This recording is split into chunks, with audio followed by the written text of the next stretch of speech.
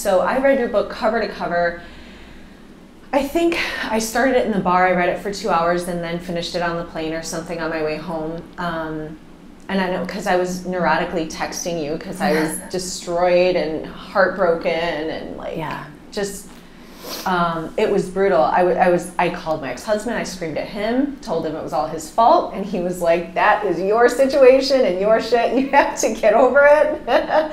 But and he's still making fun of me for it now that I'm over it, and he feels that it's fair game. But I would encourage anyone, especially if you have a single mom friend who's going through a breakup, because now not only are they completely delusional with loss, but they have to keep it together with a child. You don't have the opportunity to run to a cabin for 30 days. You don't really have the opportunity even to get out for 2 hours and do a hot yoga class, which for me, that was really a lot of what I did was, you know, I called a babysitter and I was like, I just need 2 hours, you know, and I'm sweating and hot yoga and crying.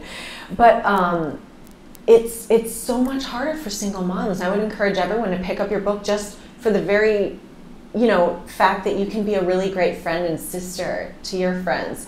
So I didn't tell you this yet. After I read your book, another girlfriend of mine, just a few weeks later, had a miserable breakup. I was not behind the boy in the first place and found it within myself, because I love my friend, to come from that place of compassion, because I'd just been there myself, like twice in the span of 7 months or something. And I had her come over. I made her some food. I told her to, you know, I'm like, I wash the bed sheets. You go sleep here.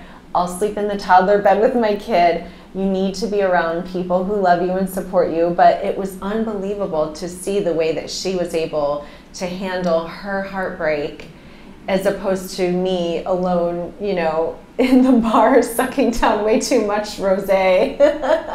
Having people around you is so important. It is really important. What are some other ways that you find that people can really get out of that funk? Now, once we're getting through the anger and the depression and the delusion, once we start to get back in our left brain, where do we go from there?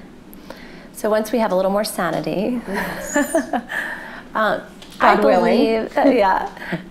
My philosophy on relationships is very similar to Marianne Williamson's philosophy, that relationships are the hospital for the soul. And because I believe in spiritual relationship and I believe in spiritual growth, I believe that everybody who's come into our lives is given to us for a reason for personal development and growth and spirituality. For many of us, it will be the end of a relationship will be a platform for something new.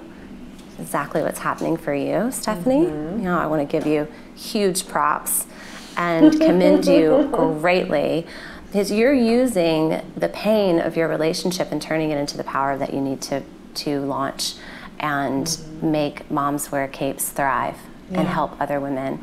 I think